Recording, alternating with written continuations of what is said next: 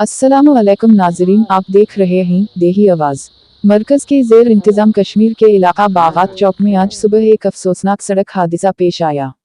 एक तेज़ रफ्तार थार गाड़ी सशस्त्र सीमा बल की बस से जा टकराई, जिसके नतीजे में थार में सवार 2 अफराद जख्मी हो गए। एनी शाहिदीन के मुताबिक टक्कर इतनी शदीद थी कि गाड़ी को भी खासा नुकसान पहुंचा। हादसे के फौरन बाद जख्मियों को करीबी अस्पताल मुंतकिल किया गया, जहां डॉक्टरों के मुताबिक जख्मी इतनी शदीद हैं कि कुछ कहना कब्ल अज़ वक्त होगा। खुशानद बात यह है कि दोनों की हालत अब बेहतर बताई जा रही है। पुलिस ने इस वाक़ये का नोटिस लेते हुए तहकीकात शुरू कर दी हैं और इब्तिदाई जांच के मुताबिक हादसे की बड़ी वजह तेज़ रफ्तारी करार दी जा रही है। मज़ीद अपडेट्स के लिए जुड़े रहिए देही आवाज़ चैनल के साथ।